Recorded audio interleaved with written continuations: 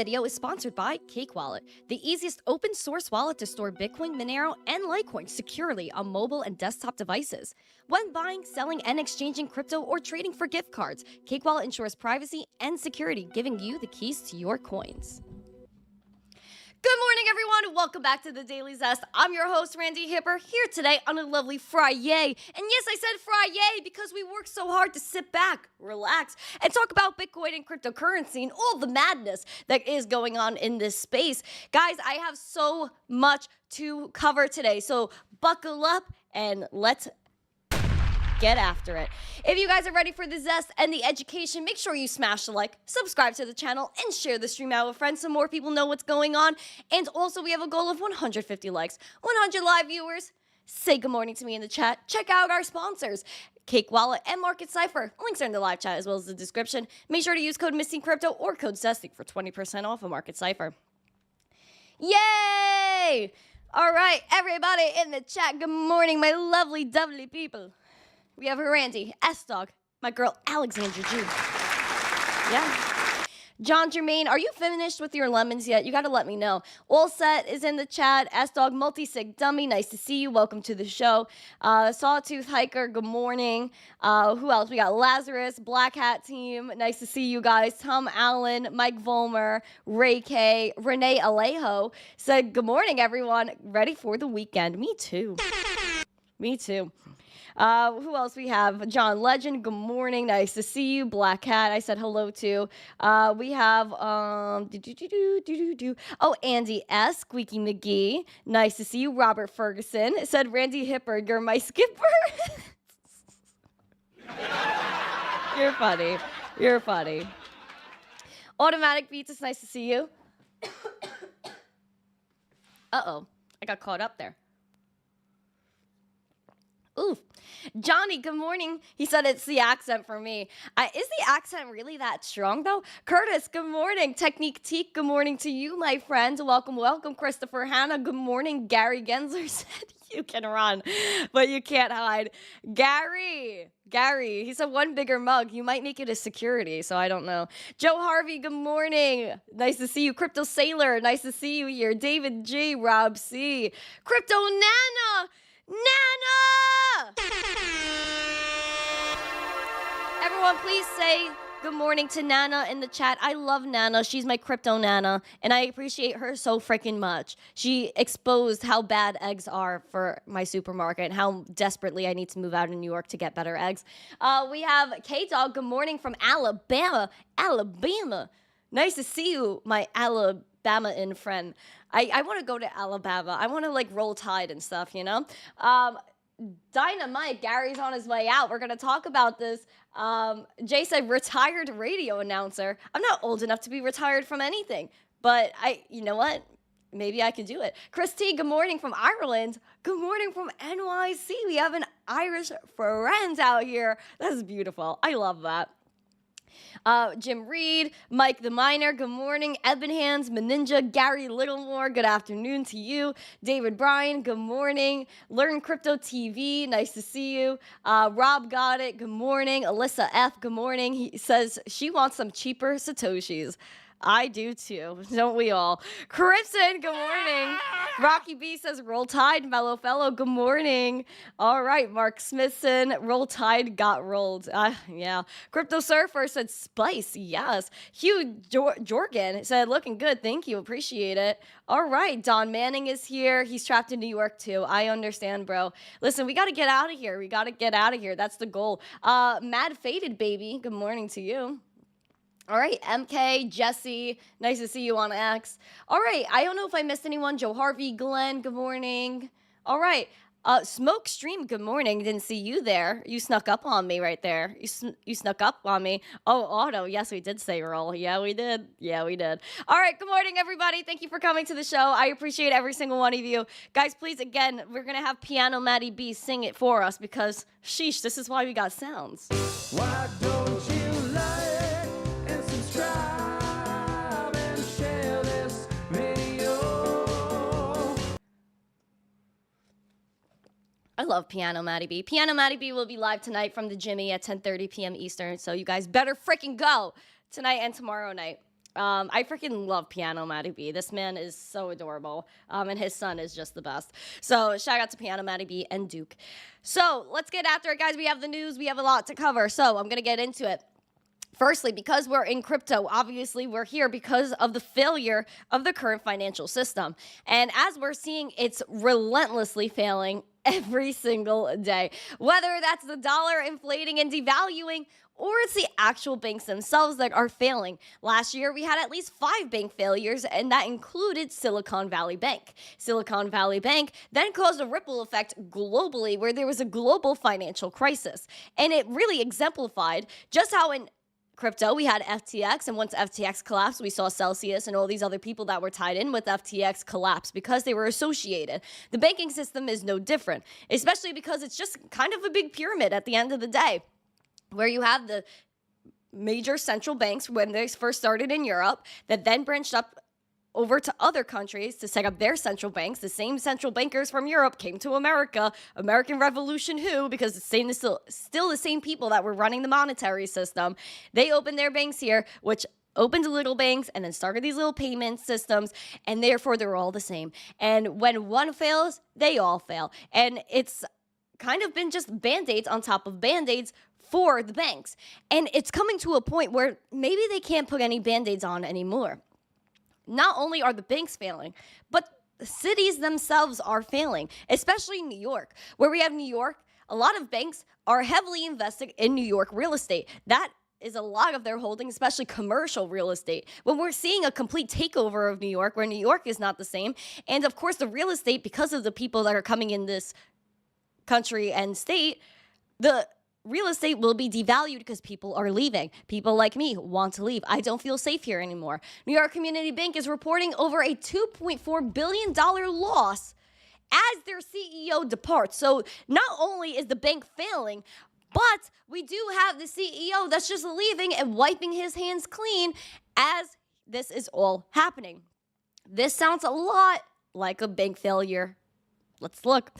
We have New York's Community Bank, the lender teetering under mounting real estate losses, shared several pieces of fresh bad news.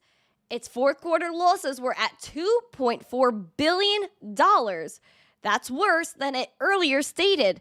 Its CEO and allied board member are out, and the bank has identified what it called, quote, material weaknesses and internal controls.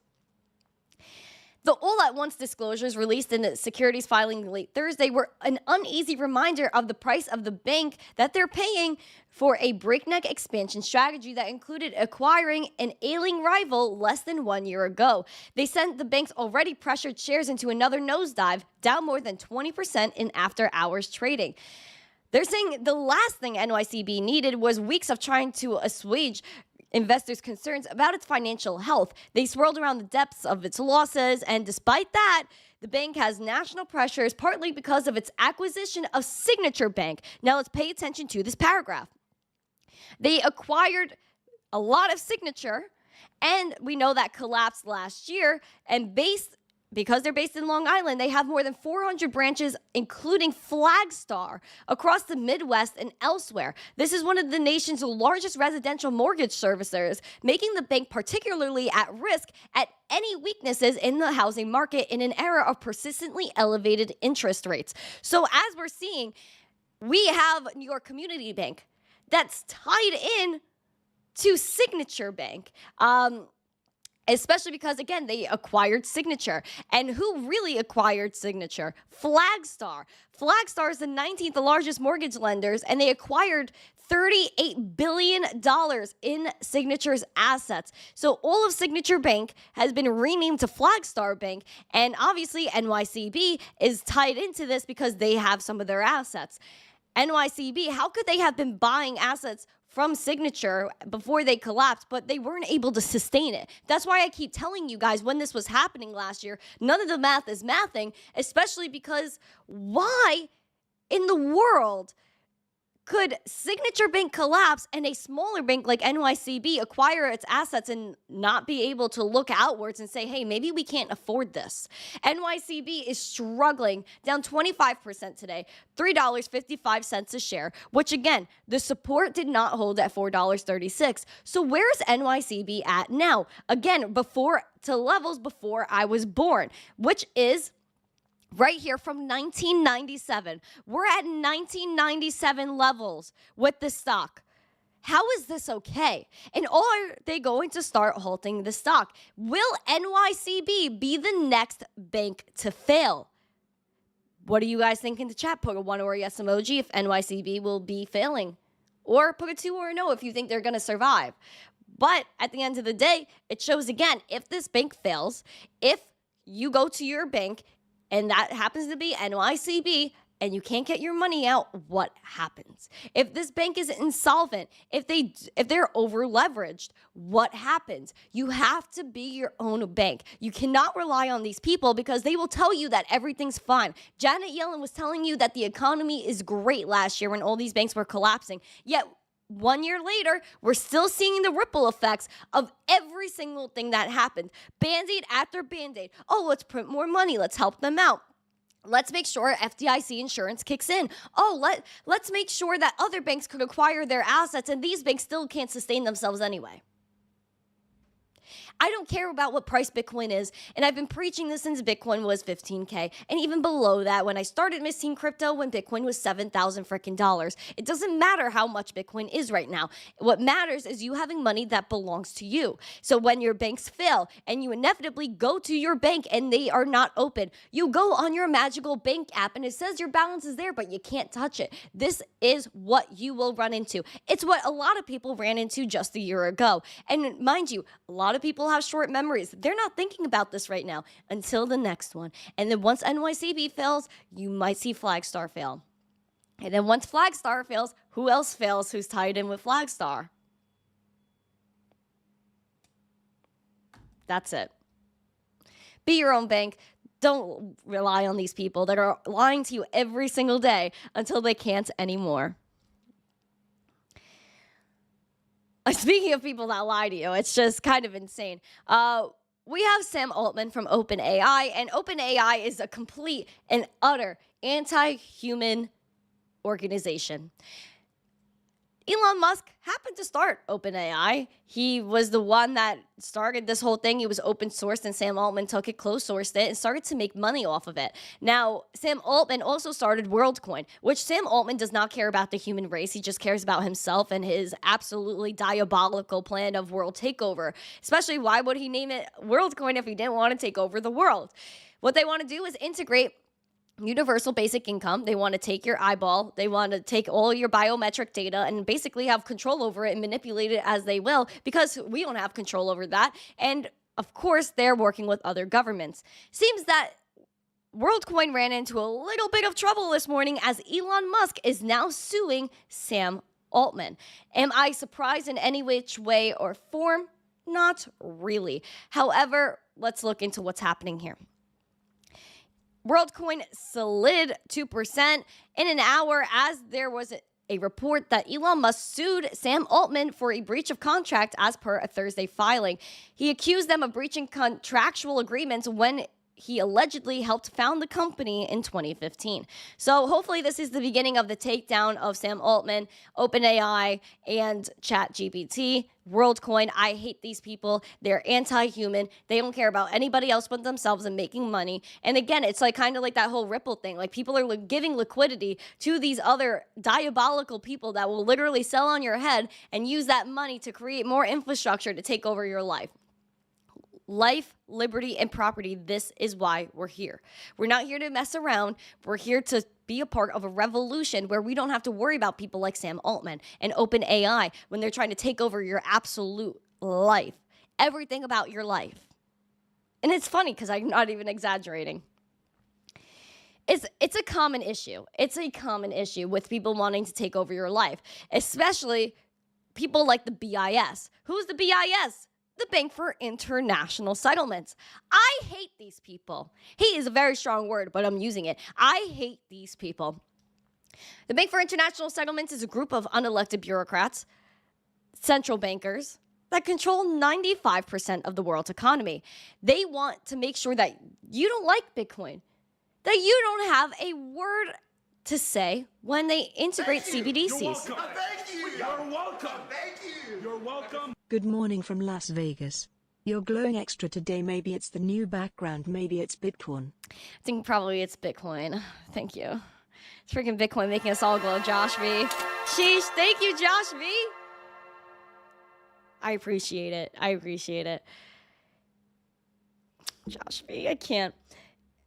The BIS, their ultimate goal is a global takeover. They do not want you to have rights, and even all these countries that don't politically align, all of a sudden politically align when it comes to money, when it comes to control, when it comes to central bank digital currencies. That includes the whole Euro area, the United States, China, Thailand, the United Arab Emirates, who's been working with the BIS since at least 2021, Hong Kong, that's been working with them since at least 2017 to start their CBDC pilots.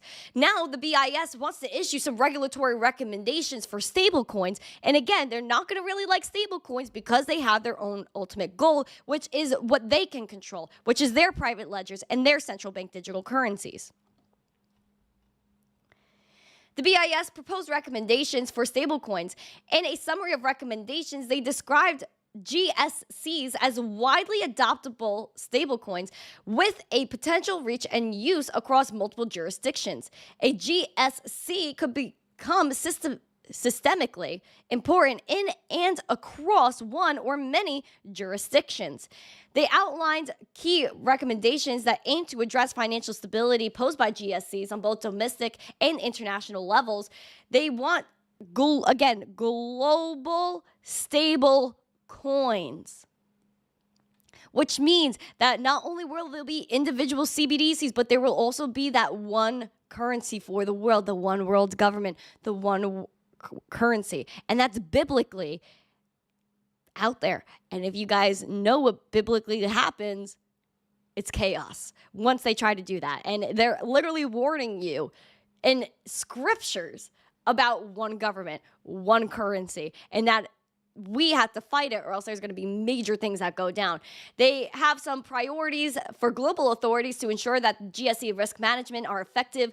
They're saying that it should be in place and comprehensively address all material risks associated with their functions, especially with regard to operational resilience, cybersecurity, AML, and countering the financing of terrorism, as well as a fit and proper requirement. Exactly what they're telling you here is what they try to tell you with crypto, is what they try to tell you is wrong with this space, that it's for terrorists.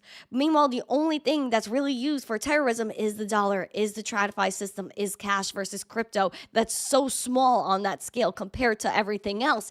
And how is AML and all this money laundering and terrorist financing going to be stopped if they're the people that finance it, if they're the people that are in charge of the money and they're the reason why the corruption happens? So it really always goes back to them and not to us as the people. They're saying they need to watch us when really we should be watching them. They should be transparent. We should be able to do whatever we want because we are the people and we have more power than a lot of people think. They will censor you. If they come out with a one world currency, done. It'll be the biggest move they've ever made. And it also is their stance right here. They're telling you that they do not want you to have rights. They will monitor everything you do and you will go to jail. You will have a social security, a social credit score like they do in China, like they already integrated in Hong Kong, in China, and all of it. That's what they're telling you. So before you get surprised, you heard it here first. And I hope we're educating people and you guys are smashing the like, you're sharing this out because people do not know that they want a global stablecoin. Global. They're not telling you it's going to be public. It is going to be private and they will have their own private ledgers, which you won't be able to see. No one will be able to see except for the banks. And they will blacklist people. They will make sure they starve people. And that's exactly what they did already with the banks and the protests. And you know what I'm talking about. You thought you were associated with something. They thought you were somewhere. They shut down your account just because you have an opinion.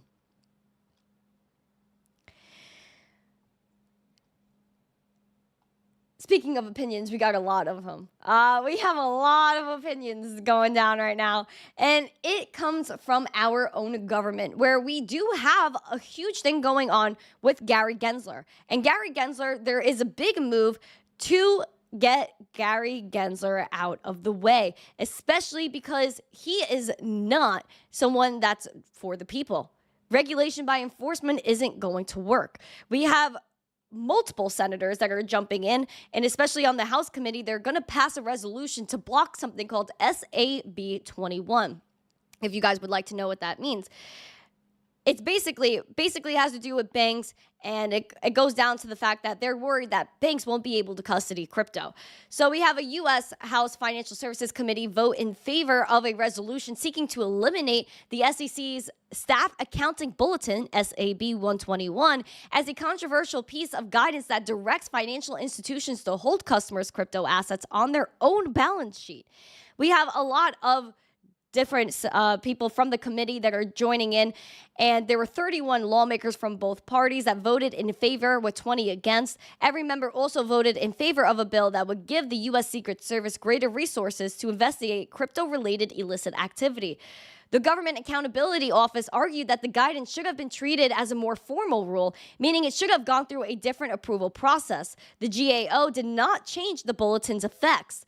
One of the representatives said that it prevents banks from effectively ever custodying crypto's assets.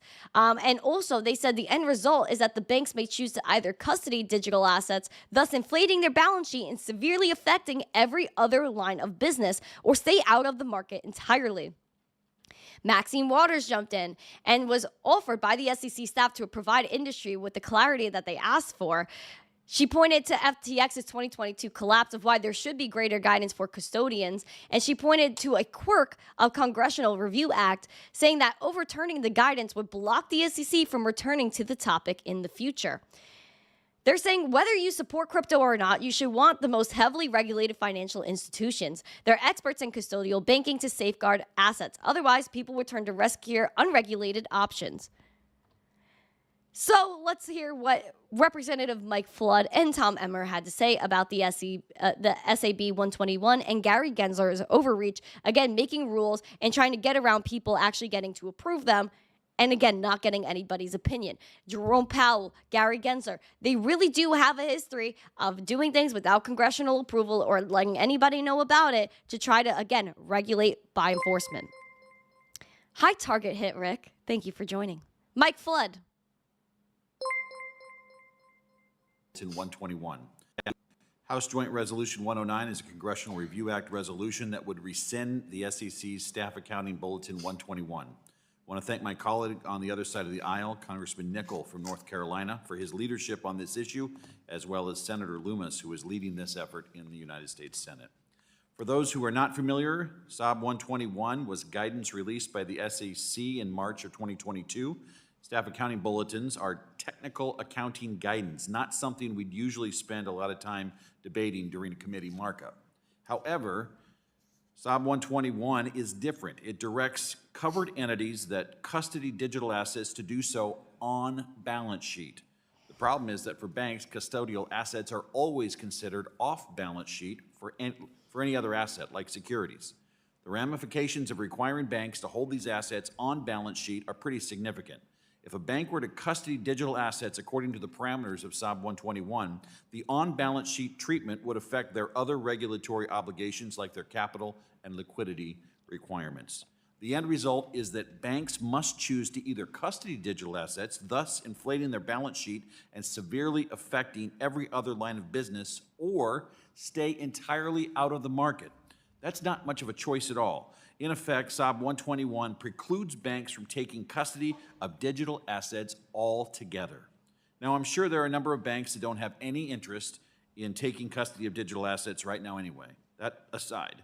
But this SAB 121 prevents banks from effectively ever playing a custodial role for these assets. You're locking out the most regulated institutions from a market they know well, which is custody. There are some serious ramifications that stem from that. In January, the SEC approved 11 spot Bitcoin ETFs. These ETFs are giving a lot more retail investors the ability to invest in Bitcoin. Because of SAB 121, banks aren't able to serve as custodians for the Bitcoin within those ETFs. The lack of bank custodians for Bitcoin ETFs is particularly important because holding private keys to Bitcoin is akin to carrying physical cash. Both are bearer instruments, which means the holder of the asset is presumed to be in full control. That's a situation where you might want more bank custodians who are well-regulated experts on custody, on the job. As it is, there are only 4 total custodians for those 11 Bitcoin ETFs, and they are all non-banks. Think about that. Mr. Chairman, I seek unanimous consent to submit 2 items describing this issue as it relates to Bitcoin ETFs. One is a joint op-ed on this topic from myself and Congressman Nickel, and the other is a letter from the American Bankers Association. Without objection. So how did we get to this point? Unfortunately, there were some serious problems with the process around SHIB 121 and how it was issued. The SEC issued SHIB 121 without conferring with the prudential regulators who are the experts on regulating bank custody. That's a pretty significant oversight.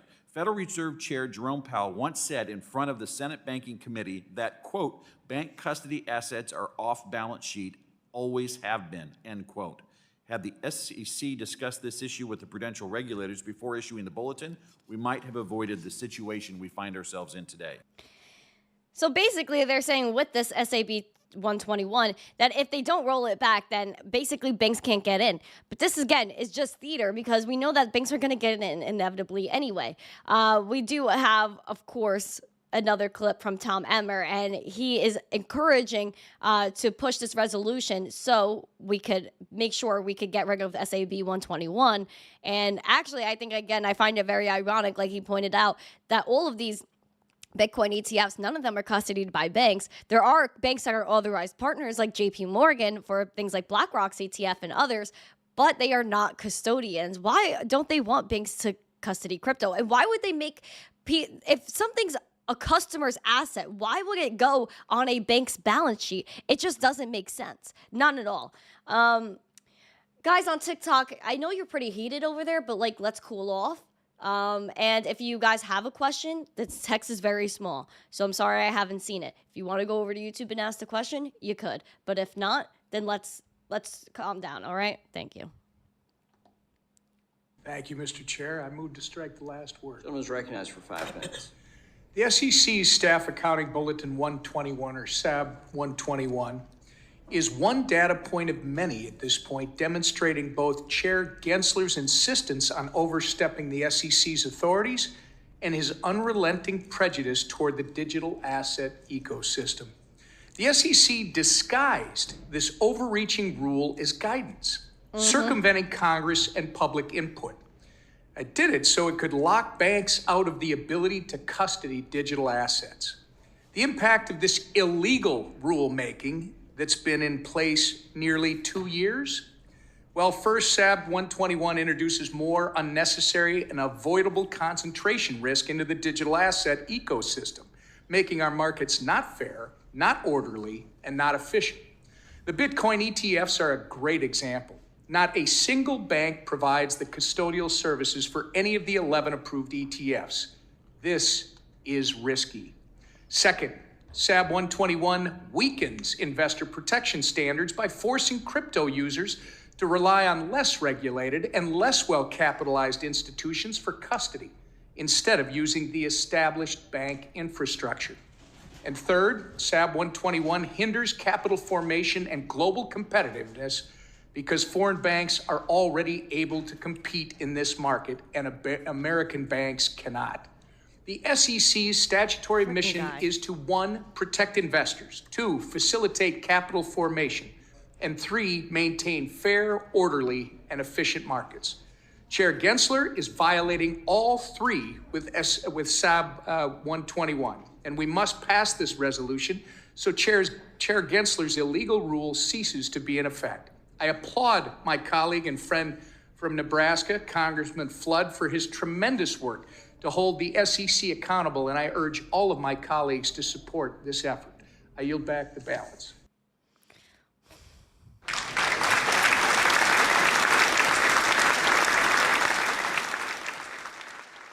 He writes, Tom Emmer, Gary Gensler is violating the SEC statutory mission with SAB 121. We must pass Representative Mike FLUX's resolution so Chair Gensler's illegal rule ceases to be in effect.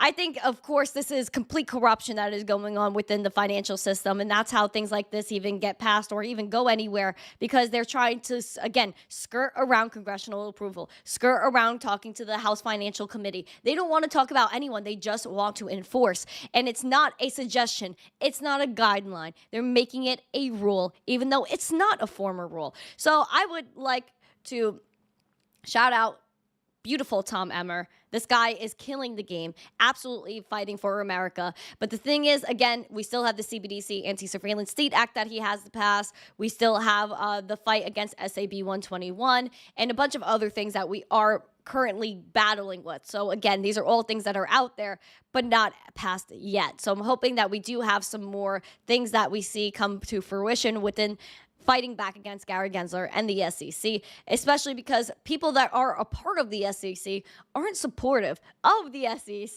The SEC is supposed to protect us. We're supposed to be here to have the SEC say, hey, man, maybe you should watch out for these bad actors, watch out for these bad actors. But in fact, they're the bad actors. And again, regulation by enforcement does not work.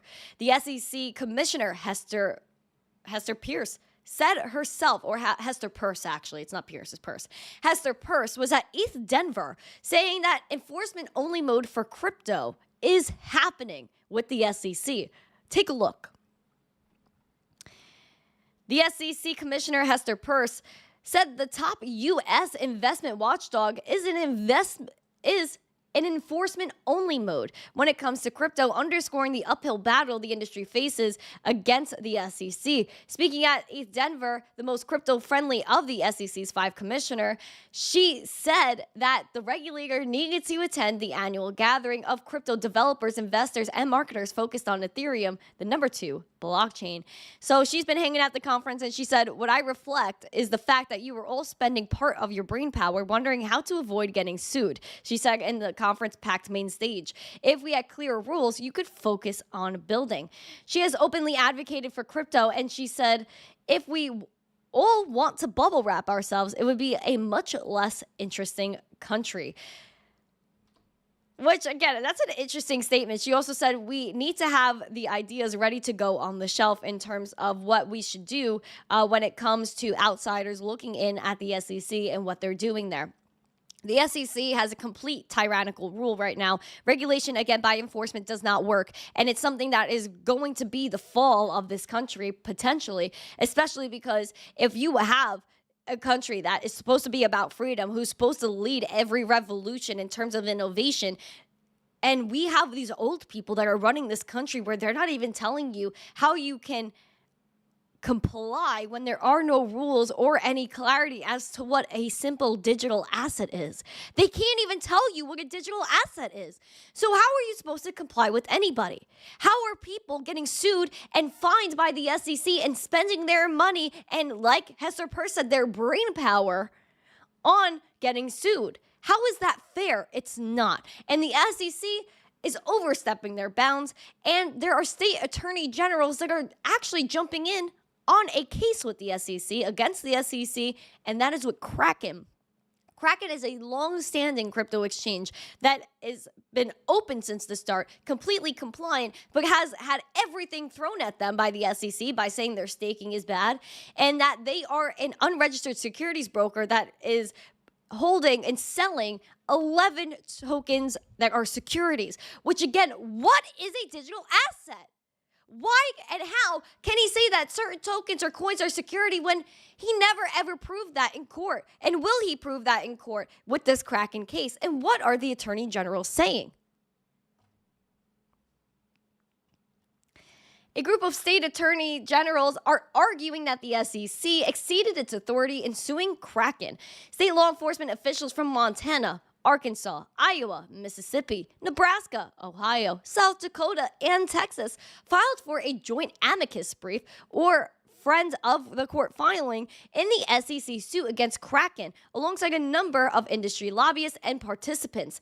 They're saying the SEC suit might harm customers. The state attorney generals argued was expanding the SEC a definition of an investment contract and that cryptocurrencies are not automatically securities.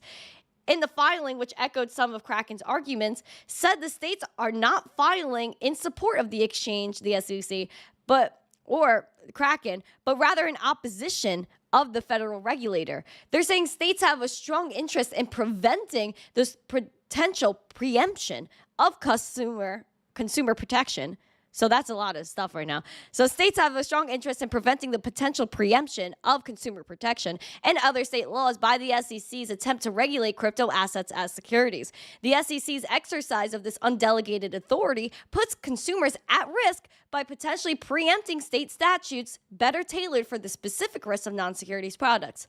Some state laws are more protective of consumers than the federal laws, which is true. A lot of the time, and even in war, the states are the ones that took control and wanted to kind of make their own stuff and kind of push their own rulings, which I think is pretty appropriate, especially because at the federal level, we already know what things like even marijuana is a perfect example where there are states that are taking action with marijuana versus the federal government that won't do a thing about it and won't even put out any regulations for it. I feel like it's almost the same thing here where we have a lot of states that are now standing their grounds on this issue. And now the federal government, again, what are they doing? What are they doing? Nothing. So I really don't understand what's going on here. Kraken wants to dismiss. They filed a motion last week to dismiss this case, and they're saying that the SEC failed to plausibly allege their argument. And again, saying that 11 tokens that they're having on their exchange are securities without proving they're securities is an epic failure in my mind and another embarrassing move by the SEC to try to delay crypto, try to push back the exchanges, and ultimately push back our economy. As Senator Ted Cruz said, this industry brings money, boosts the economy, brings jobs back to the states. And most importantly, the innovation and the rights that we're supposed to have as Americans, where they're supposed to promote life, liberty, and property. They're not supposed to hold people back when they're trying to have and defend their rights, which is what they're doing with Bitcoin mining, which is what somebody is doing by taking self-custody, which is what somebody is doing by transacting with Bitcoin, considering it's peer-to-peer and has no intermediaries and censorship abilities to it.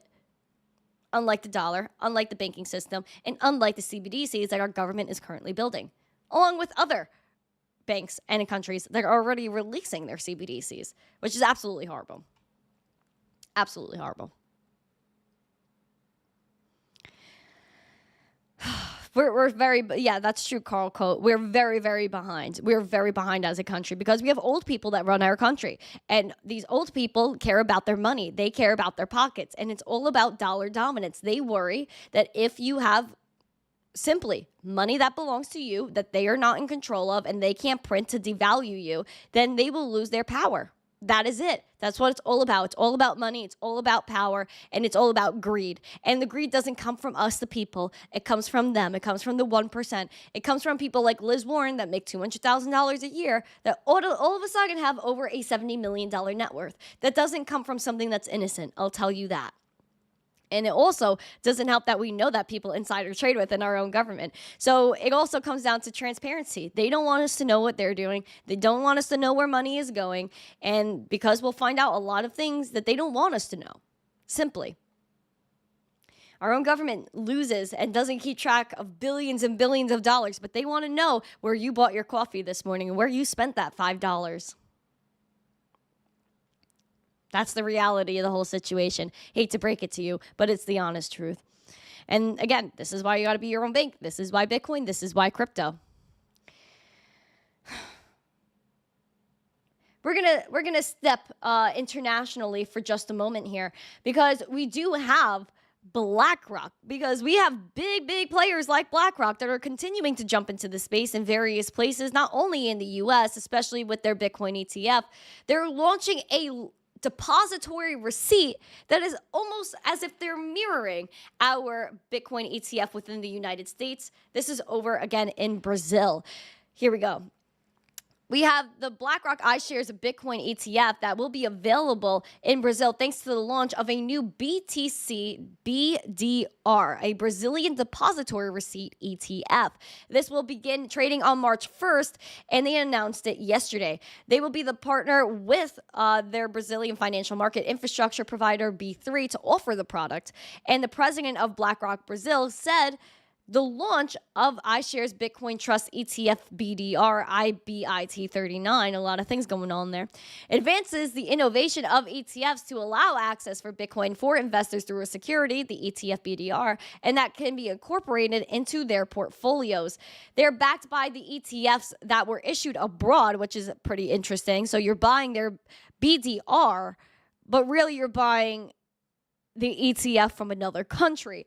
And they're saying it's effectively the same as the Bitcoin ETF launched in the United States, and it'll kind of mirror the performance with a fee of 0.25% offset by a 1-year exemption of the first $5 billion of assets under management.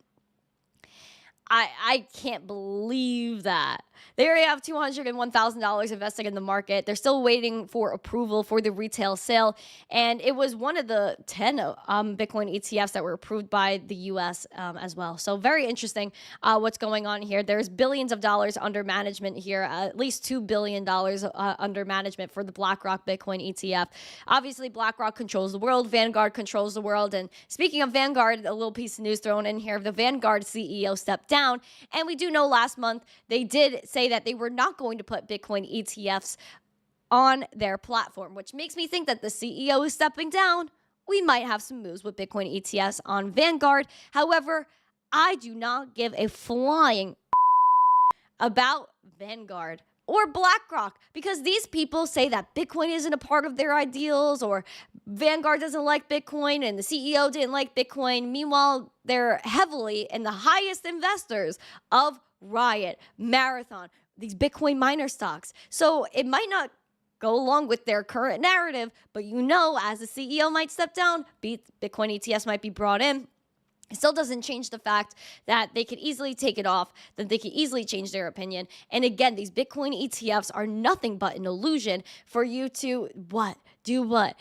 Buy the ETF, make people think that Bitcoin is strictly an investment vehicle, hence Operation Choke Point in 2023, where they want you to have limited places to buy crypto, that they think the only way you can get crypto or get exposure to it is with the ETFs. But when you sell the ETF, you get nothing but cash. This is why you have to own Bitcoin. So you could be your own bank, take self-custody so you don't rely on these people and their brokerage accounts, and you could transact whenever you want, wherever you want. 24/7, 365, and no censorship, no devaluation. Crazy stuff, isn't it? Crazy stuff. And I'm not done with the ETFs because we do have reports that Bank of America, Wells Fargo, and Merrill are going to offer Bitcoin ETFs to wealth management clients here. Taking a look, we have two Wall Street wealth management giants, Bank of America's Merrill Lynch and Wells Fargo. They're adding spot Bitcoin ETF funds to their brokerage platforms. Ever since the launch of the ETFs, industry participants have been wondering when major brokerages would start offering them to clients.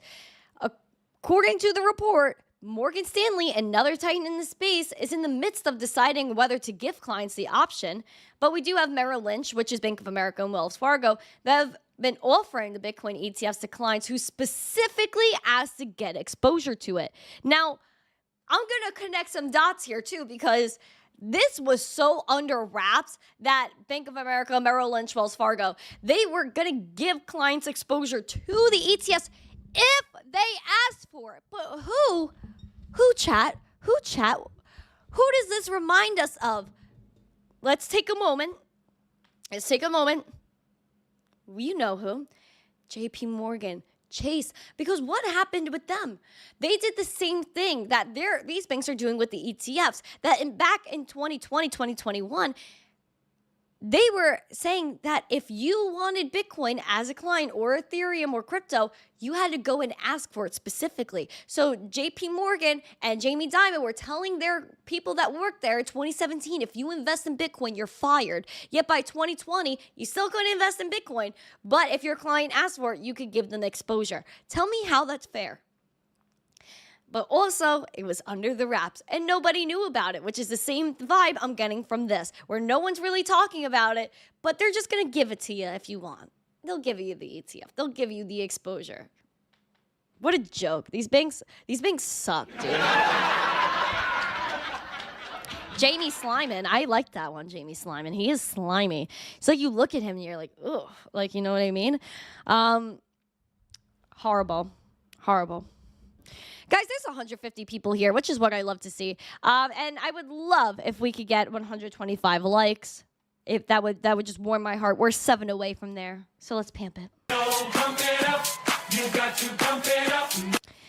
Now, we also have Nigeria. Nigeria, of course, there has to be some FUD thrown in here as Bitcoin is over $60,000. They're horrified, these little plebs. Oh my gosh, Bitcoin's flying. So they needed to throw in some FUD, which of course includes my poor baby Binance. Nigeria is reportedly demanding $10 billion from Binance in damages, and there were reportedly some people arrested from Binance because of what's going on with their, quote, illegal transactions at the country's expense, which again, FUD!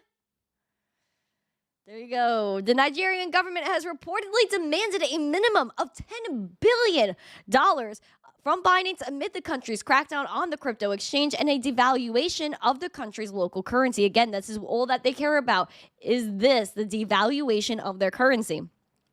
This comes from Bayo Onanuga, a special advisor on the information and strategy to the country's president, Bola, in an interview with the BBC. They claim that Binance profited from illegal transactions at the country's expense. Binance is already under investigation in Nigeria per multiple reports. Quote, I am confirming that the Office of National Security Advisor, as part of the ongoing operations in the foreign exchange market with the CBN and other law enforcement and security agencies, is coordinating with an interagency investigation into the operations of Binance. This was head of basically their national security, telling the Premium Times. They're also reportedly detaining Binance executives in Nigeria earlier this week, and they reportedly removed Nigeria's currency, the Naira, from its peer-to-peer service as well. There has been no comments from Binance thus far, and again, this is FUD. This is the same thing over and over and over again with Binance, where they're saying in all these countries here and in Nigeria that they're doing so many illegal transactions, which again, it does not make sense because Binance is highly compliant. And they're still not telling us how much money was being moved through Binance, what cryptocurrencies might have been used, and what executives were doing to get detained at Binance. It is another piece of FUD, and I hope that the physical safety of these people from Binance are okay. We don't know what's happening to these people in Nigeria, and we don't know why they're really doing this because where's the receipts? Same thing I said about Liz Warren and Gary Gensler, all these people that say that crypto's for terrorism, Binance was tied into that. Where are the receipts? Where are the blockchain interactions and transactions from one person's wallet to another or a person's wallet to Binance and vice versa? There is no real proof.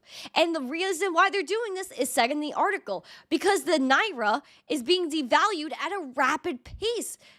Because what happened in Nigeria? They have their CBDC that's failing epically. No one wants to use it. They also have a new stable coin in Nigeria, which no one is using because it's not public. It's not transparent. It's completely private. And people have no control over their money or their lives anymore in Nigeria. That is why this is happening. Once they blocked crypto, they banned crypto, they integrated the CBDC. Peer-to-peer trading was booming in the country. This is why they're coming after crypto. They don't want peer-to-peer trading. They don't want people to buy anything that has to take away from their financial system. That's all they care. In this country, it's the same with dollar dominance. The same thing there in Nigeria with their Naira. That's all they care about is their dominance.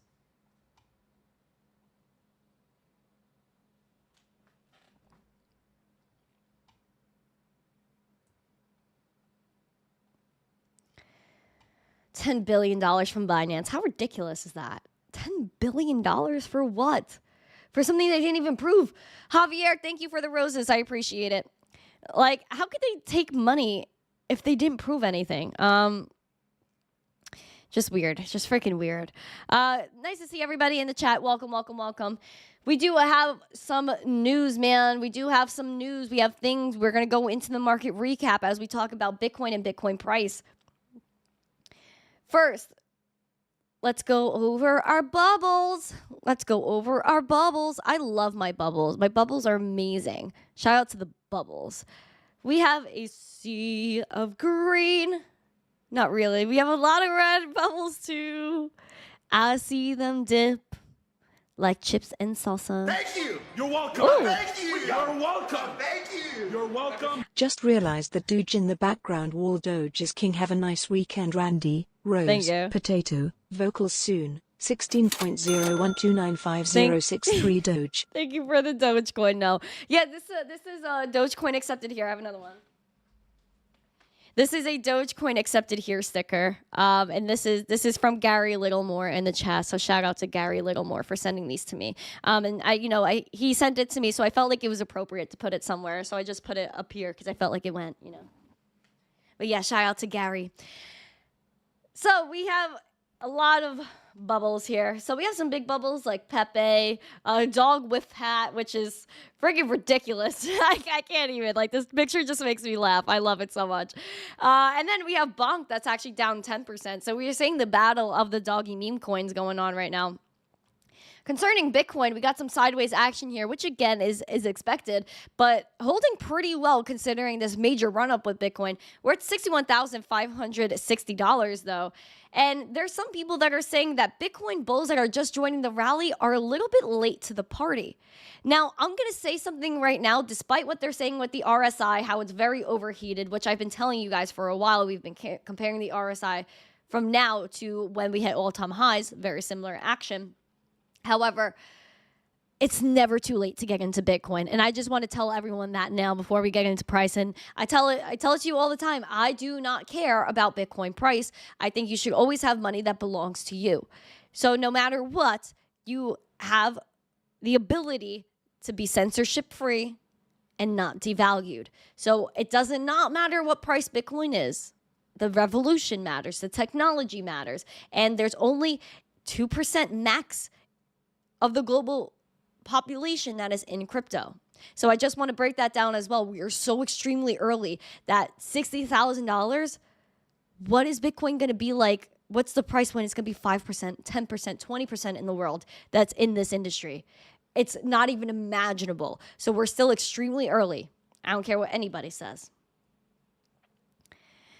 Would you be sad if Bitcoin was 10K tomorrow? Stop with the FUD, Gio. Stop with the madness. Would I be upset if it was 10K? I would be surprised at the price action, but would I be upset? Absolutely freaking not. I would not be upset because still I have money that belongs to me and no one can take it from me versus all these banks that are on the verge of failing and they're not sustaining themselves and they lie. So once NYCB fails because they're on the verge of it, they're going to have a problem with the other bank we were just discussing that's in cahoots with them, which is basically Flagstar.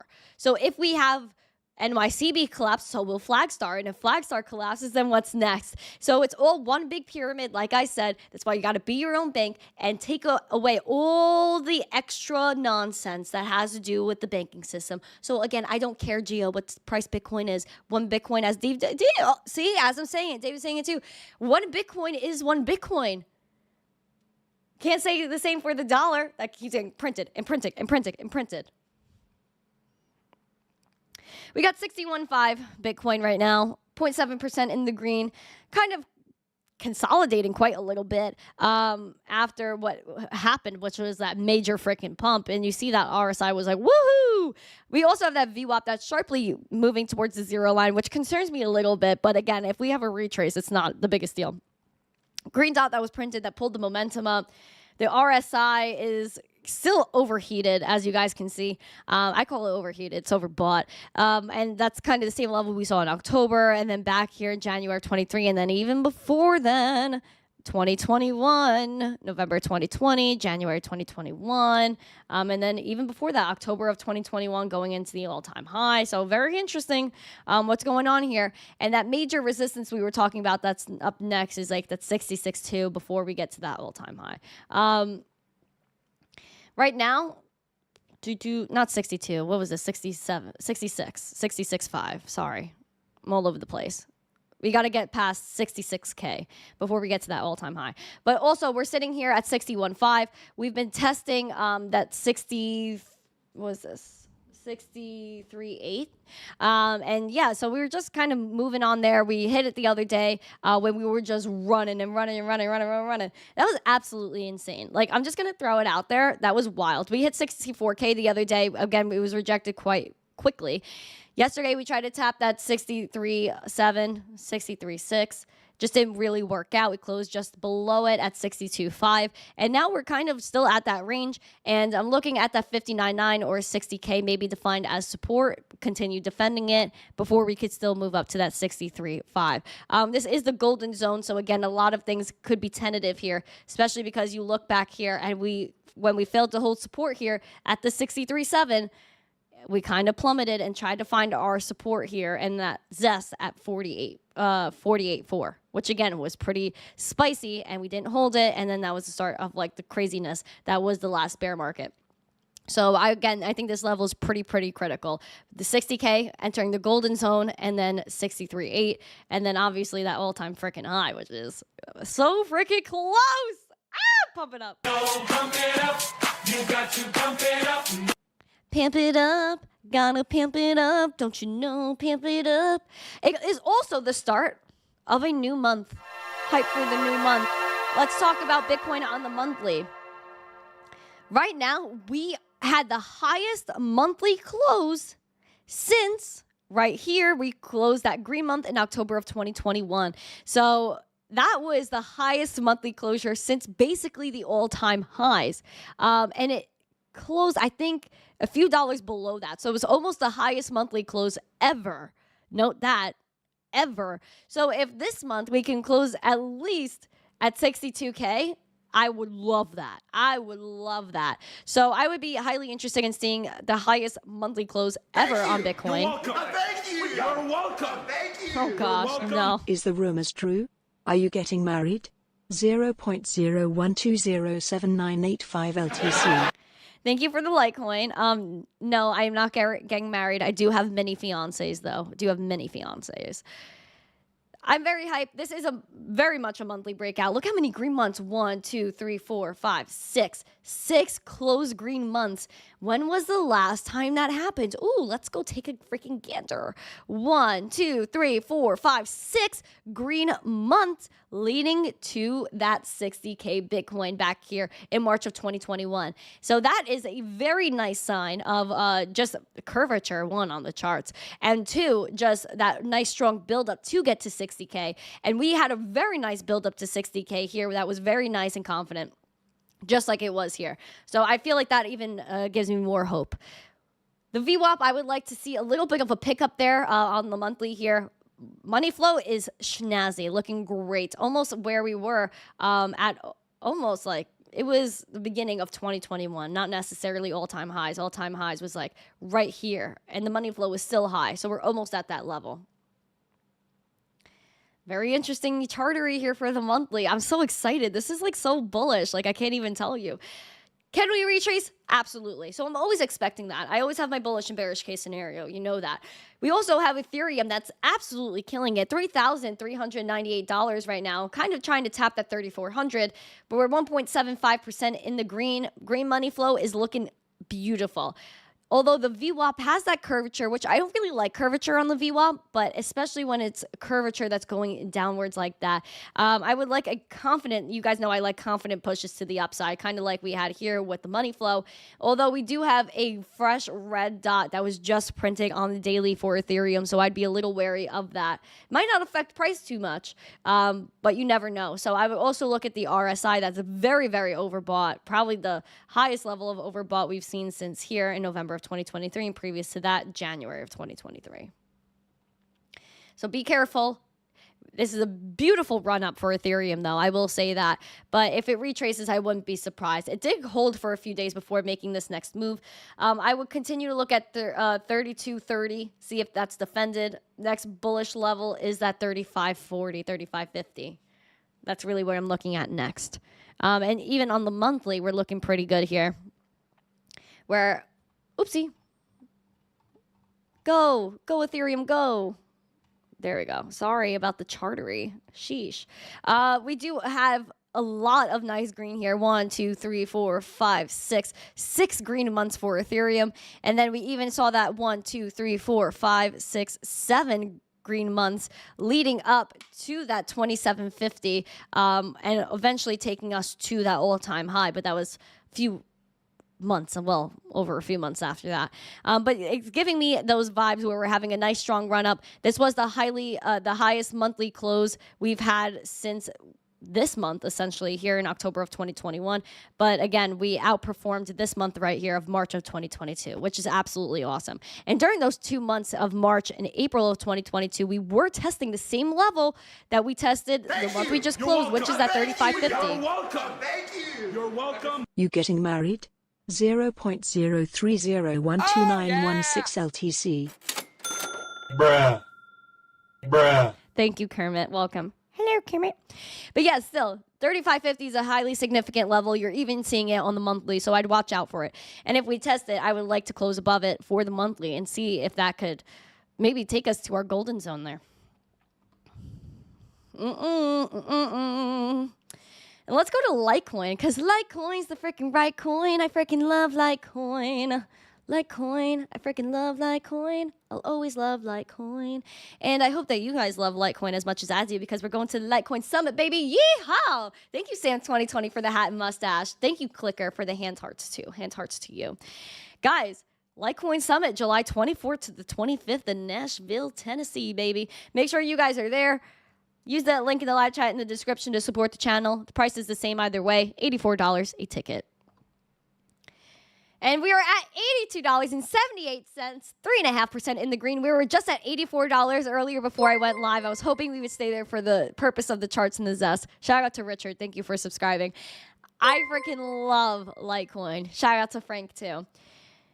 Looking here, we got our green dot that's pushing that momentum up, skyrocketing in momentum. Highest momentum we've seen since basically right here in July of 2023, which in July of 2023, we soared to $113 Litecoin and fully retraced on that. And we found support at 62, 63 bucks. We've been battling with the 200-day SMA. The RSI, again, looking overbought to the max. Highest RSI we've seen since November of 2022, and even before then, mostly during the bull market, last bull market of 2021. So this is a really good sign. We're above that 75.50. That's ideally where I want to be. And then we have, again, 85.50 that we've been testing. And I'm hoping that the 200-day SMA and the zest of life can bring Litecoin up and about to that 85.50, close there. And then bullishly, I'm looking at 91. 91 was a huge, huge resistance for us. And we were just struggling to hold support there for the longest. So that's what I'd look at. And then, again, neutral is closing at that 75 at least. But I really want to close at, get back to those pre-halving levels. That's true, too, because we were leading up to the halving right here. We were leading up to the halving in June. We soared to 113, and then around July right here was the halving, and then we just completely retraced off the halving. So, you know, could this happen with Bitcoin, too, where we pull some stuff? And maybe Bitcoin dips after the halving, too. Like Litecoin did, but because usually there's a lot of synergy with Litecoin and Bitcoin and price action there. Oh my gosh, Clicker! Thank you for helping me achieve my goals. Hand hearts to you. Woohoo! Woohoo! Thank you. Robert Clark said 1 Litecoin equals 1 ticket. Yes, it does. Pump it up. You got to pump it up. Flatstack needs a membership. Absolutely, he does. Absolutely, he does. We need membershipery in the chat. Right in the membershipery, baby. But yeah, I would be looking at that. And then especially on the monthly. Let's take a look at the monthly here for Litecoin. Because Litecoin is the freaking right coin. I love Litecoin. We don't have those 6 green months like everything else. But we do have the 200-day SMA, which looks great on the monthly, closing way above it. And again, we did test this 85.75, and even on the monthly, this was a place that we were trying to defend. And then when we had kind of a defense at this level, $85 on the monthly, we moved up to 108. So yeah, I would just look at this highest monthly close since we had this red month in August, and then a green month here in January. So January of 2023. So I'm optimistic for Litecoin as always. I think it's the best technology hands down in crypto, and I think one day the value will definitely catch up with it. I think so, in my opinion. Again, never financial advice. It's just my own opinion that I freaking love Litecoin. Just so much love for that thing. Isn't it weird that you love a digital item? I don't know. Hi, Stop Loss. Nice to see you. All right, so let's get into the zest here. Let's go to Dogecoin. Dogecoin is freaking going off, man. Dogecoin is going off. We have 12-cent Dogecoin, 0.12427 cents. 6% in the green. We do have green money flow. That's beautiful. That VWAP is moving downward, though. That green dot looking great, and that RSI just booming, completely overbought, is the highest level we've seen since October of 2022. October of 2022 is when we had that run up from 5 cents basically all the way up to 15, and it seems like we're having a really nice run here, but again, not as crazy, but still pretty wild in the amount of time. Basically going from 8.5 cents all the way up to 10. And we knew, we had that feeling once we went to 9.5 cents, we were going to go straight to 10, which we did, but went beyond my expectations, going to 12 cents. So I would look to establish support there, but the next bullish level I'm looking at is like 14 cents for Dogecoin. I freaking love Doge. Shout out to my friends in the chat, Golden with 10 memberships, and All Set with 5. Give it up. That is so awesome. That is so freaking amazing. I don't know why the super chat didn't pop up on the screen.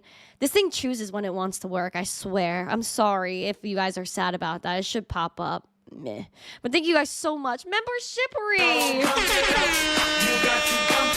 Did Flatsmack get his membership? That's what I care about with the whole thing. Flatsmack needs his membershippery. Flatsmack, do you have a membership? Thank you. You're welcome. Thank you. You're welcome. Thank you. You're welcome. Why did the investor bring a ladder to the stock market? 0.030164119 LTC. I'm a little confused about that one, so I'm not really sure what that means, but hello. Thank you for the Litecoin. I appreciate that. Crypto Trucker Mike GRT is going crazy. You want me to take a look? I could take a look for you. Let's take a look. Okay. So we are going quite bonanza. And you know what? How funny. We actually tested, and it seems like we rejected, as of right now, the level that we were watching. That is absolutely freaking hilarious, because we just were talking about this level. Now it's all of a sudden so relevant. So let's talk about everything going on here. All right. Yeah. Okay. So GRT, man, this is 31 cents right now. 12% in the green. We got right here a fresh green dot that was printed, which is very nice. Green money flow. Also, this curvature, I'm not really totally enjoying the curvature, but we want a strong, nice move with the VWAP to the upside. Oh, oopsie. There we go. Boop. And then we have...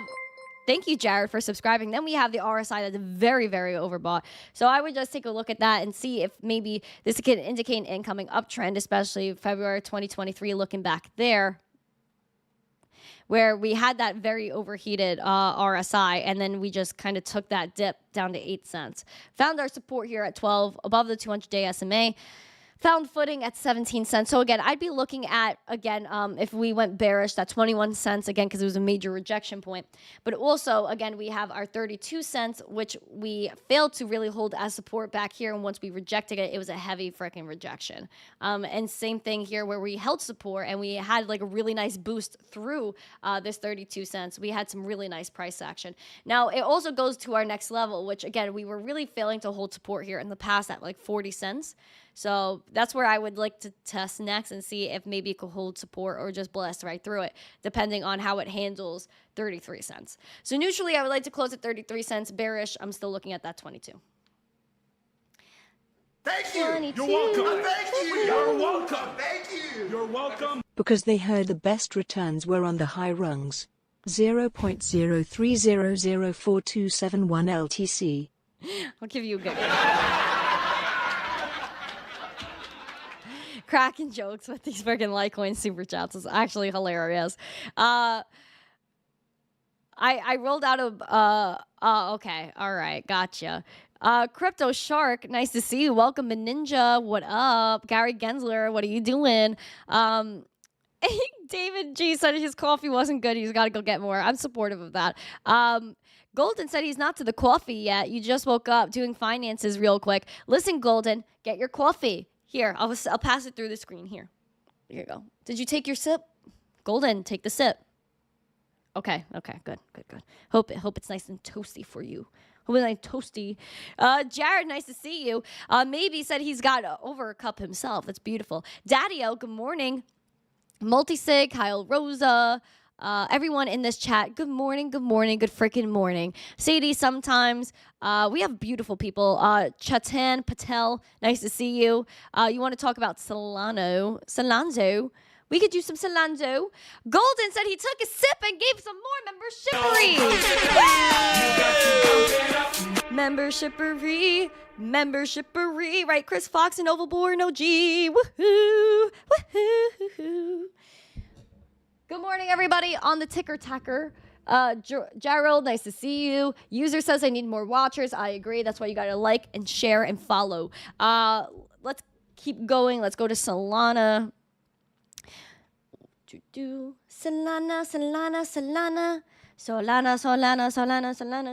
Okay, we have $131 Solana. And again, we are at a critical level here, and it's so funny because our TA is so freaking respected.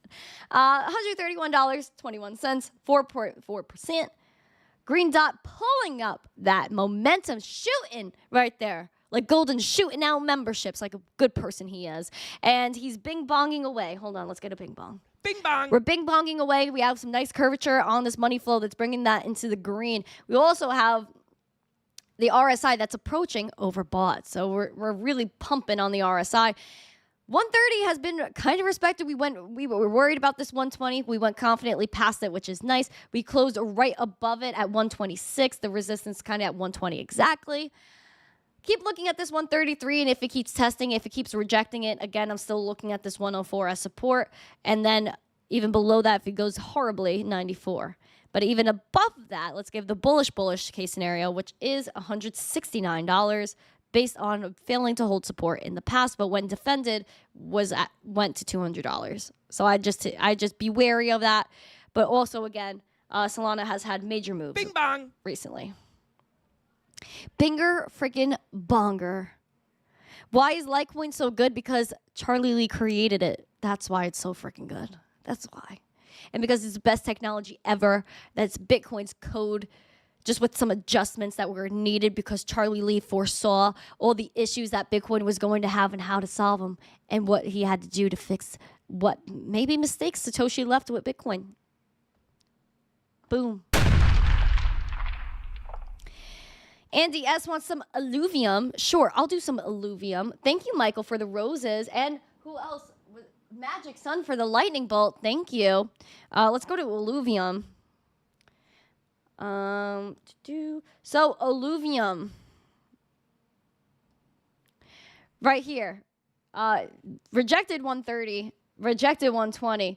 And now we're looking to test it again. So I would look at 120 to test it, close above it, or close at it. And then below that, I would be looking still at that support at 92 cents. Again, we're at $117, 2.5% in the green. I'm not getting the best of the zest. We have slight green money flow, but that VWAP is down bad. And also, again, the red dot, we got right here, the RSI, that is just kind of bordering that overbought. So I would just be aware and just be a little cautious of what's going on here. But yeah. Those are basically the levels I got for Alivium here. What's going on? Or is there more membershippery? I guess this is hitting late. Bing bong to all the members, baby. Bing bong. Good morning, everybody. Welcome. Good morning, everybody. Welcome to the stream. I hope you guys are chilling. Patrick Murphy, dang, I lost my membership in the past 20 minutes. Are you serious? Are you freaking serious? It's okay, Patrick. Maybe next time. Maybe next time. Just make sure you have your allow gifts on for anyone who wanted the membership. Oh, Shauna's in the chat. Okay.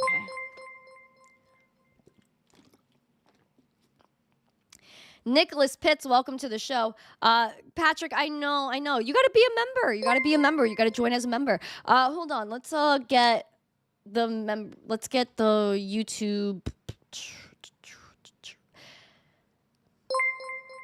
So, guys, because we've been gaining some nice subscribers through the episode, 15,316 subs. Can we get 15,320? Is that possible? Can we get 4 more subscribers like right now? Is that a thing? Because also, not only will it be today's Daily Zest, but I also have another show very, very soon.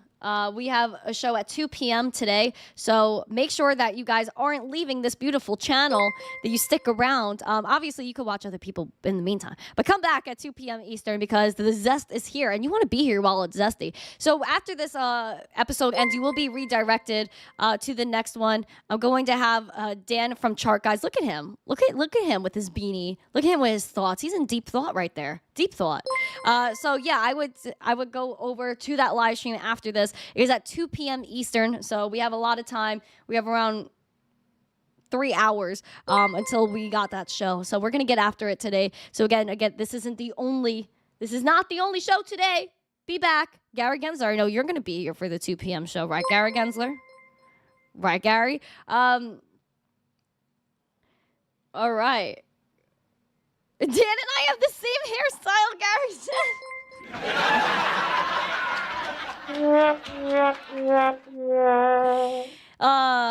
Dan is awesome, as Dog said. Yeah, he is. I'm so excited to get to know him today. We're going to go over some TA. We're going to get to know him, and it's just going to be a really, really great show. So shout out to him. Who just came in the chat? Bullish Bradley said what time? 2 p.m. Eastern, so 3 hours from now. 3 hours from now. James Kellogg, hello, my friend. Hello. Welcome. Dan has straight hair. He does. We're gonna have to talk about that. If it's naturally, like, how does he take care of it? Does he brush it? All of that.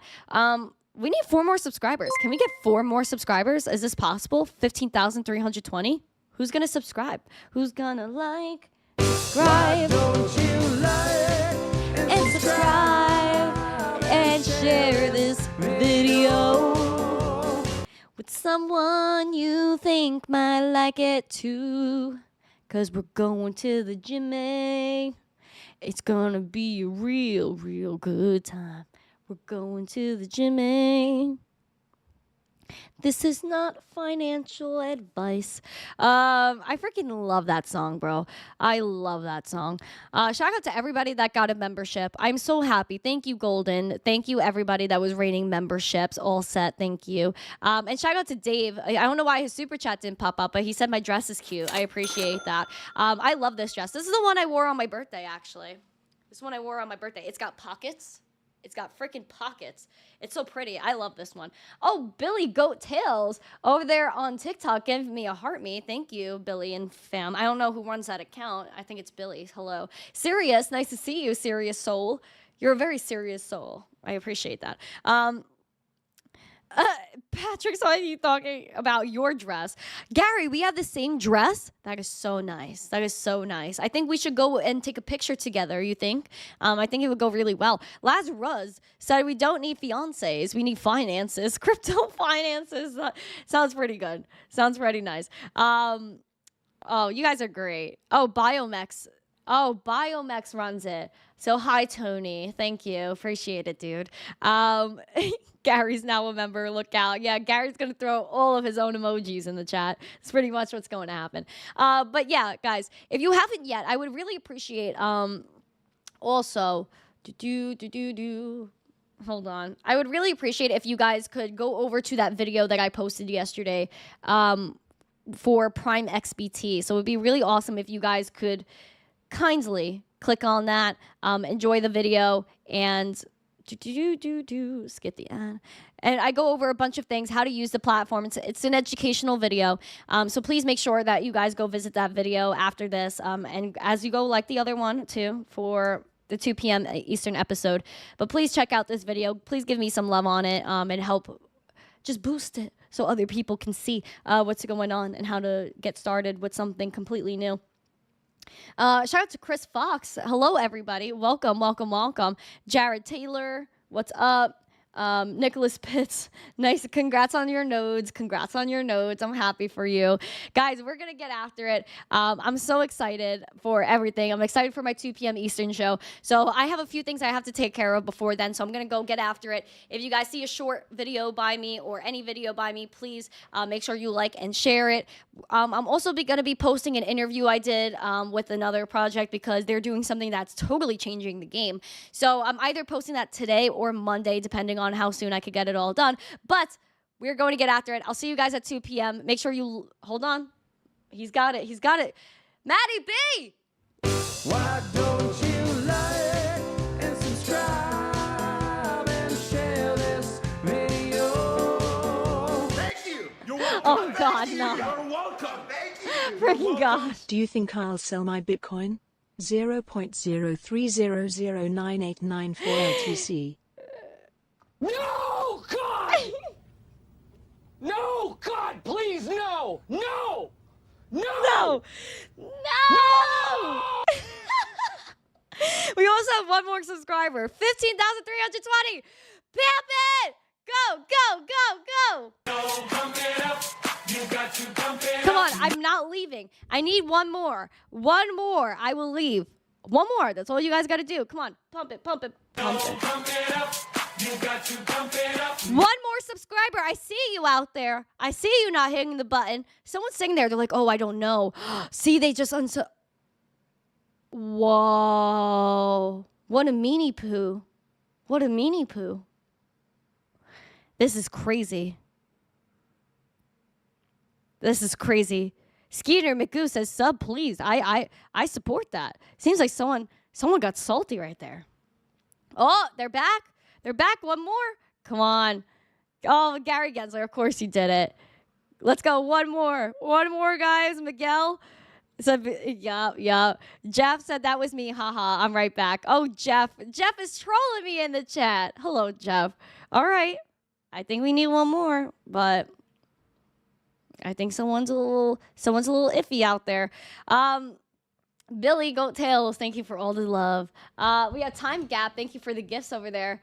All right, guys. Yeah! We did it!